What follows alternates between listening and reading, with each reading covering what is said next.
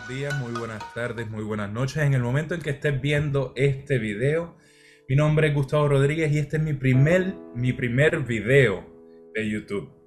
En este video quiero estar discutiendo algunas cositas sobre la educación en Puerto Rico y vamos a estar entrevistando a varios profesores, eh, dicho de paso, ¿verdad? Que fueron profesores míos cuando estaba yo en la escuela, no voy a mencionar nombres, en la high, como decimos. Y hoy, en este momento, tengo una invitada bastante especial para mí porque da la casualidad que no tan solo me dio clases en la high, sino que tuvo la dicha, ¿verdad?, de tener a esta personalidad eh, Definitivamente. en quinto, séptimo y octavo.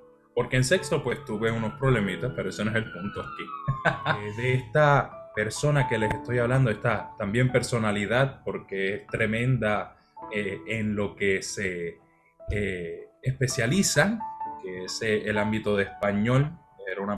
Es una profesora de español. eh, Se llama Lynette, right? La profesora Lynette Mercado Gelabert, ¿verdad? Si no me Hola, buenas equivoco. tardes, Gustavo, ¿cómo Tarde. estás? Un placer saludarte. Así mismo es, soy Linet Mercado Gelaber y como muy bien Gustavo dice, me he desempeñado como maestra de español la mayor parte de mi carrera como maestra. Y en efecto, fue una dicha y ha sido una dicha tenerte como estudiante y espero que para siempre sigamos en comunicación. Definitivamente, eso yo no tengo ninguna duda. Hoy te traje porque yo soy aspirante a ser profesor eh, en Puerto Rico. Entonces, quiero que me digas qué fue lo que te inspiró a ver si eres de este deseo de ser profesora. ¿Es desde pequeña o si hubo un momento donde tú dijiste, esta es mi profesión? Si hubo un momento donde hubo un clic y dijo, esto es lo que yo debo hacer de por vida. Pues mira, Gustavo, te cuento, y a todos los que te escuchan y te ven, desde pequeña, mi juego favorito siempre fue dar clases. Yo cogía todos mis muñequitos, mis peluchitos, los sentaba frente a una pizarra y yo les daba clase. Cuando yo me gradué de la high, de la superior, pues mi pensamiento era, voy a irme por la línea de las ciencias, la microbiología me llamaba mucho la atención. Y así fue que comencé. Al estar allí ya un año, 2 años, un año y medio aproximadamente, siempre nos dan la oportunidad de tomar alguna electiva en la universidad. Y mi mamá, que fue maestra por muchos años, más de 35 años fue maestra, me dice, tómala en educación. Y yo le hice caso. La electiva. Ese, sí, de electiva. Yo estaba en mi bachillerato de microbiología. Qué curioso. Sí, ese primer día que yo tomé esa clase y que me dijeron, tienes que ir a un salón de clase a observar. Yo dije, esto es como ir al pasado, a mis tiempos de niña. Vamos a ver cómo me va. Yo no hago más que entrar a ese salón de clase, Gustavo, y yo dije, esto es lo que yo quiero ser.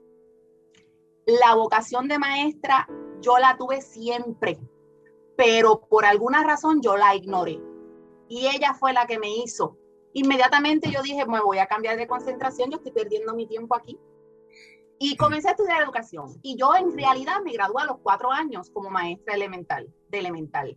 Inmediatamente me gradué, imagínate, me llaman de una escuela privada porque aquí, me imagino que tú me preguntarás más adelante, pero aquí el entrar al departamento de educación es por listas.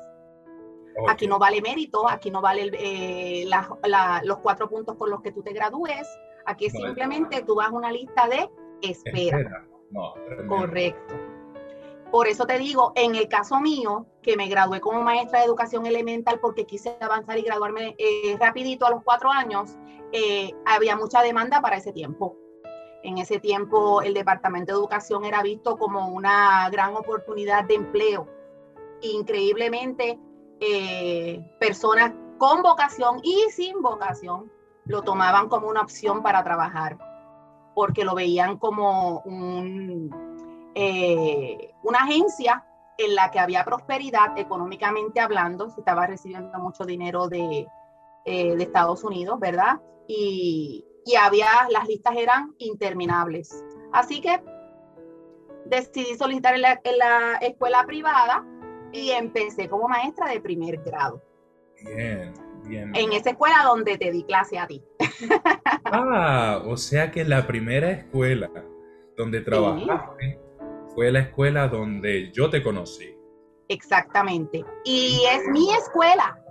Fue mi escuela en el sentido de literal y metafórico, porque esa escuela me enseñó a mí a ser maestra. Claro, Yo tenía claro, la vocación, pero ahí yo aprendí a ser claro. maestra. Sí, porque Sí. viendo la realidad de las cosas, estando ahí y enseñando, wow, y pregunta, Uh-huh. hasta el sol de hoy, ¿cuántos años llevas enseñando? Si se puede Poquito, saber, Gustavo. si se puede saber, ¿verdad? Claro que se puede saber. Yo me gradué en el 2002, ese mismo año comencé a trabajar, así que contando, llevo 19 Mira y para un allá. chinchín más. Y seguimos de Y largo, ¿no? seguimos, Si Dios lo seguro, permite, mientras ¿verdad? haya vida y seguro que sí. Y prosperidad, sí, definitivamente, claro que sí. Qué increíble Ah, que esa escuela haya sido tu escuela de por sí, como dijiste, metafóricamente y literalmente. la Ahora, verdad que sí. ahora, ¿qué es lo que más te gusta de ser profesora? Como A mí me gusta, estudiante, ajá. ajá, como estudiante, tus estudiantes, el trabajo que haces con los exámenes, las asignaciones, eh, la relación que tienes con tus colegas en la escuela, etcétera. Quiero que me hables un poquito de eso. Mira, el rol del maestro es bien abarcador. Muchos pensarán que simplemente pararse frente a un grupo de estudiantes, impartir un conocimiento, dar exámenes y ya está. No, el maestro tiene muchas otras Roles, tareas en claro, las que se tiene que desempeñar y tiene que aprender a manejarlo. Hay mucho trabajo administrativo, hay lo más que a mí me encanta, es pararme frente a mis estudiantes y llevar a cabo esa dinámica de yo trato de impartirte un poco de conocimiento y tú devuélveme lo que tú estás recibiendo de mí. Esa interacción entre los estudiantes y yo es lo que a mí me fascina, esas actividades que yo doy dentro del salón, cómo me responden cuando yo escucho eso de, ay, sí, Missy, ahora entiendo. O cuando yo veo que escriben bien, que se expresan bien, que me dicen, maestra, ahorita yo estaba en tal lugar y hablaron de esto que estábamos hablando en la clase la semana pasada, o tal obra literaria que leímos, que la disfruté mucho. Yo me gozo esa dinámica como maestra. Eso es lo más que a mí me gusta. Lo segundo que me gusta también es precisamente esto, que aún después que los niños, los jóvenes se van de mis manos, vuelven y me muestran que están luchando por sus sueños, que han logrado muchas metas, y eso a mí me llena de orgullo. Y los veo desarrollarse, los veo mostrar sus capacidades, y eso es lo que a mí me llena. Todo lo demás es lo que no me gusta. Planificar, el tener que llenar tanto documento administrativo, el tener que muchas veces lidiar con situaciones de conducta, que gracias a Dios son las menos, de mala conducta me refiero en el salón. Eso no me gusta, me causa mucha pena, frustración. A veces tampoco me gusta el hecho de que me encuentre con uno que otro estudiante que no esté interesado en aprender. Para mí eso es un reto, porque entonces yo tengo que buscar las maneras de cómo yo le atraigo a ese niño o a esa niña la forma de que por lo menos le guste ir a la escuela. claro, no, La realidad, definitivamente. yo te hablo sinceramente, como maestro te vas a dar cuenta. Es que también uno tiene que ver el lado de cómo la persona se desenlaza con las personas, con los estudiantes, ¿verdad? Hay Claro, personas que simplemente les gusta tener todo estructurado y saber todo lo que va a pasar en una clase, a pesar de que no vaya a pasar todo eso que tienes en el papel.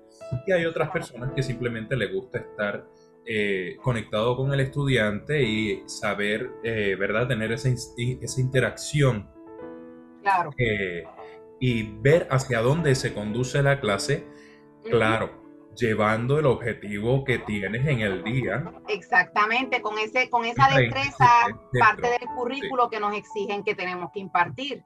Sí, claro que sí, claro que sí. Ahora sí, vamos a lo que vinimos. adelante. Esta parte es la divertida porque sé que hoy día están habiendo muchos problemas, tanto con el Departamento de Educación en Puerto Rico, como las escuelas privadas y bueno, en sí fue lo que me inspiró a ser profesor, porque viendo cómo el Departamento de Educación en Puerto Rico estaba decayendo tristemente, poco a poco. Y me mencionaste que una respuesta a una de las preguntas futuras, que el departamento cuando tú empezaste estaba en su apogeo. Eso sí, partimos de esta pregunta. Ahora sí. ¿Cómo ves el Departamento de Educación en Puerto Rico hoy día?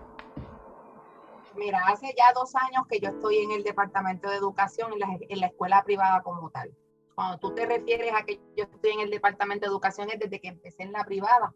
Claro, siempre uno ve, porque aunque nosotros estamos en una escuela privada, nos sometemos muchas veces a mapas curriculares del departamento de educación, tal vez cambios en los estándares, nosotros los adoptamos también, y uno siempre está pendiente del departamento de educación. Ahora bien, estando ya dentro de lo que es el sistema de educación pública en Puerto Rico, eh, esa agencia es un monstruo en el sentido de que es demasiado grande, demasiado. Y eso que yo entré después que cerraron escuelas, porque lamentablemente tenemos que, de verdad, reconocer que al cerrar escuelas, esto ocasionó un sinfín de problemas mayores, mucha deserción escolar, mucha emigración, muchos estudiantes fueron a Estados Unidos. La realidad del caso es que las escuelas ya son menos.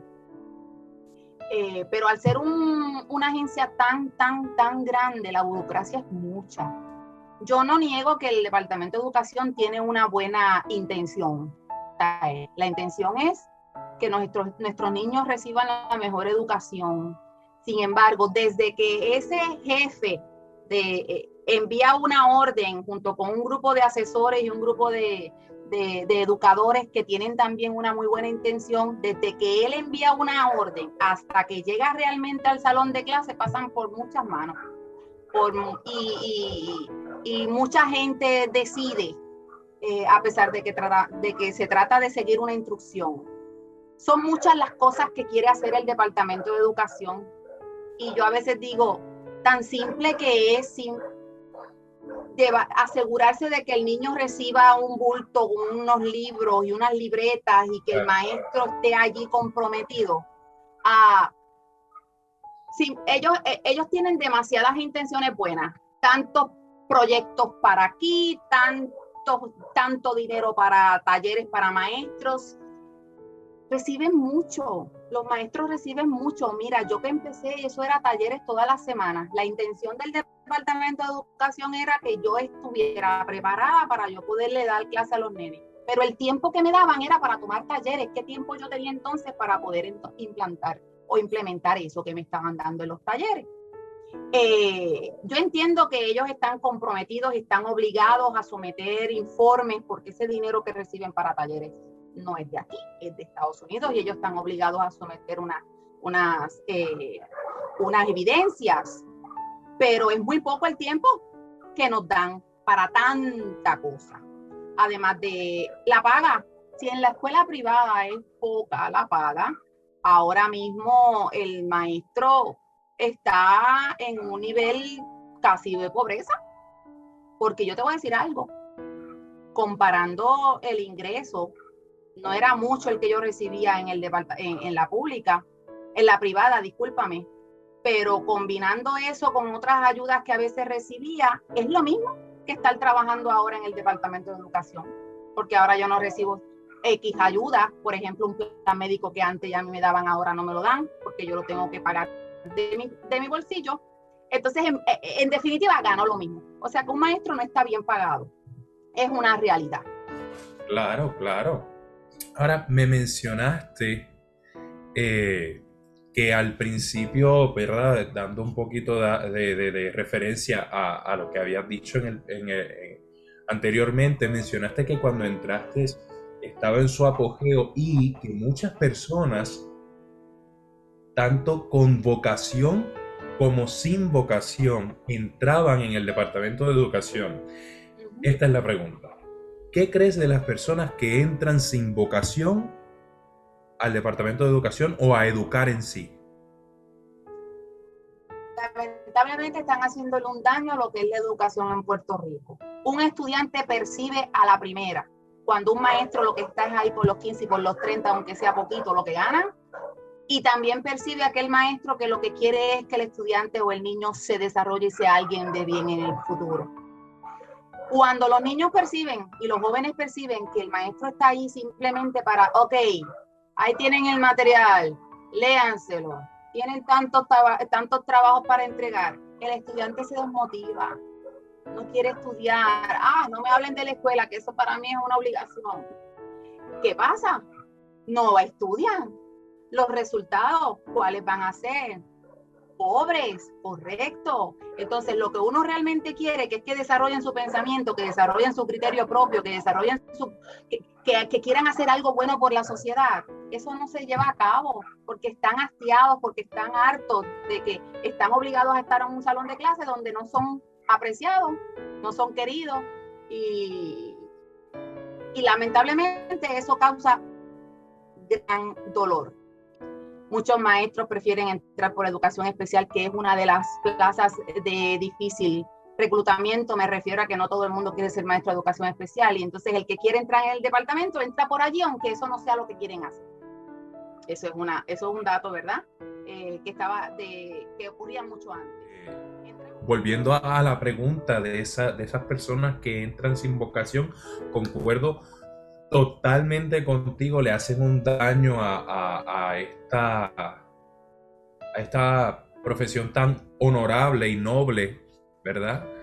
Como la que es la profesión de enseñar y pues, educar a nuestras generaciones futuras. Y llega el momento donde algunos estudiantes se frustran por personas que entraron en el departamento o entraron a educar y ellos no saben ni lo que están haciendo. O sea, no es su vocación, simplemente lo escogieron porque fue algo fácil. Exacto. ¿Es algo fácil? No. El ser maestro acapara todo tu ser. Tú tienes que estar comprometido en cuerpo, en alma y en mente para poder ser maestro. Si tú simplemente estás allí para sentarte en el escritorio, dar órdenes y decir que se estudien tal o cual cosa, tú no eres maestro. O sea, el maestro es el que no solamente planifica o piensa en qué actividad o cuál o qué quiere que enseñarle a sus estudiantes. No es eso nada más. Tú todos los días vas a recibir a alguien que tal vez pasó por algún problema en su casa y tú lo vas a percibir en su carita y tú vas a decir, espérate, déjame hablar con fulano o con fulana.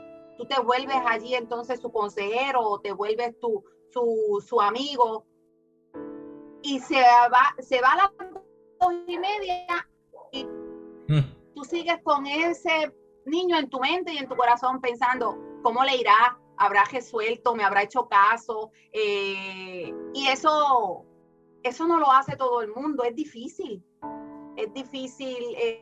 Hay veces cuando tú tal vez luchas porque tu estudiante salga de tal o cual situación en la que está, porque déjame decirte, no importa las edades, todos tienen algunas situaciones dependiendo de en cuál etapa de su desarrollo está, y la de la adolescencia es la más difícil.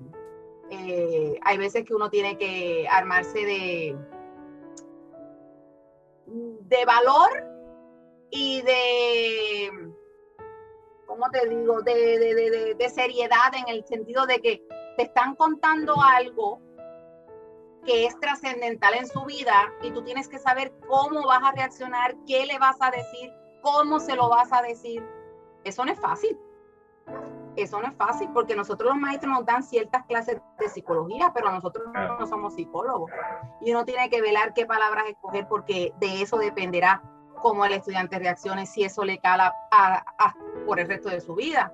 Esa es una. La otra son el sinnúmero de actividades que los maestros tenemos que hacer para poder terminar un año escolar.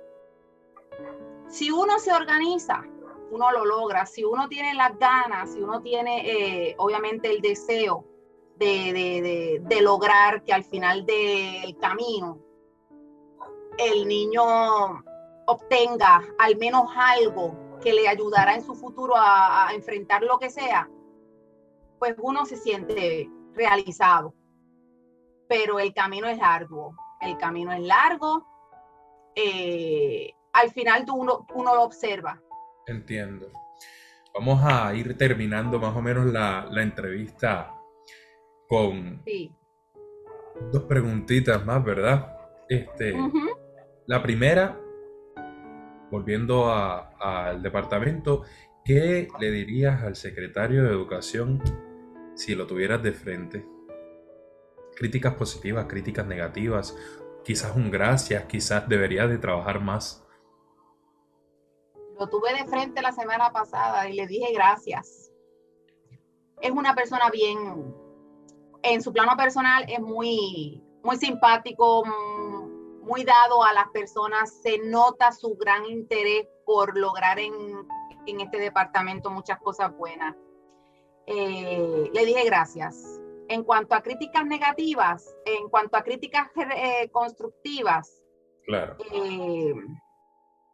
Que no politicen tanto el Departamento de Educación, que dejen el truco, que investigue dónde es que hacen truco, porque claro, yo he visto ya cositas que hacen. La intención, como te dije en un principio, la intención del Departamento de Educación es buena. Ellos quieren que los niños reciban. Pero entonces, por ejemplo, en un programa donde dicen vamos a pagarle a los maestros tanto para que entonces den tutoría o atiendan a los rezagados, esa intención es buena. Pero entonces está el maestro o la maestra, el director o la directora que le dice a los maestros, bueno, porque la realidad es que no todos van a querer ir. Si no vienen estudiantes, búsquense por ahí que les llenen la matrícula, aunque no vengan. Hace falta más supervisión. Definitivamente. Que lo evalúen constantemente. Sí. Ahora, para mi última pregunta, ¿verdad? Igual, si tuvieras a un estudiante, si tuvieras a un estudiante de educación recién empezado, con las ansias y la esperanza de educar a las generaciones futuras, ¿qué le dirías? ¿Cuál sería tu consejo? Lo primero, que aparezca en un salón de clase. Y si cuando se pare frente a los estudiantes, siente que eso es lo que quiere hacer el resto de su vida, como me pasó a mí, que siga adelante. Va a poder con todo. A eso se refiere tener vocación. Segundo, que sepa que se va a enfrentar a muchos retos, muchísimo. Los estudiantes reciben información de todos lados, pero no es eso lo que ellos necesitan. Ellos necesitan a alguien que les diga, aprende a pensar, que les demuestre, aprende a disfrutar de lo que estás aprendiendo. No te embotelles tal o cual cosa. Y lamentablemente, si reciben de tanto, reciben del internet, reciben de los artistas, y no, ¿verdad? No estoy hablando de mal de los artistas en términos de lo que hacen, sino que hay ciertos, y tú tienes que estar de acuerdo conmigo, hay ciertos ejemplares en el género musical, especialmente reggaetón y trap. El urbano, claro, el urbano. Claro, que no se niega que son muy creativos, pero lamentablemente la forma como comienzan es atrayendo a los adolescentes usando su jerga. Pero la realidad es que el ejemplo que ellos necesitan no es ese, necesitan que se les enseñe a hablar correctamente, que no abusen de tal o cual persona, etcétera. Necesitan un mejor ejemplo. Eso es un reto, porque a los jóvenes les llama la atención eso, el morbo, la rebeldía, y lamentablemente pues eso es una competencia para el maestro, porque pues lo ven como un ejemplo a seguir. Pues esos retos, el maestro que quiere ser debería saber que los va a tener y que va a tener que enfrentar varias formas, y va a tener que buscar más bien varias formas para atraer la atención de ellos y el que quieran aprender. Pero si tú persistes porque tú sabes que eso es lo que tú quieres hacer, porque tú sabes que lo que tú quieres es que tus estudiantes logren en el futuro ser entes pensantes y entes que logren desarrollar sus habilidades y que sean exitosos, pues quédate. Si eso es lo que tú quieres, quédate ahí, sé maestro, que vas a ser tremendo maestro. Definitivamente persiste. Esa es la palabra, persistir, especialmente en estos tiempos como diría, pues, de locos, estos tiempos tan problemáticos con lo que es el COVID, de verdad, los profesores se han tenido que adaptar y evolucionar. Sí. Y aunque me gustaría quedarme 4 o 5 horas compartiendo contigo y preguntándote cómo ha sido tu experiencia a través de todos estos 19 años que has tenido, pues tristemente, pues en algún momento tengo que acabar el video. Claro que sí. Si no, yo hablo en cantidad y tú lo sabes.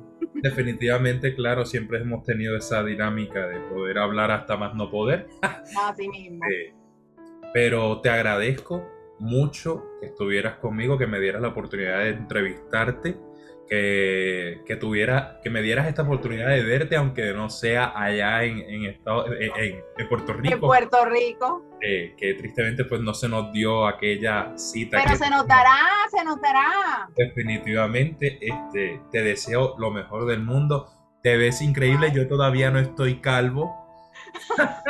Para el que nos esté viendo, eso es un chiste interno. Ni espejuelos tiene. Ni espejuelos, todavía no.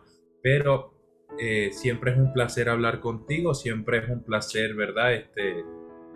Verte y ver tu punto de vista.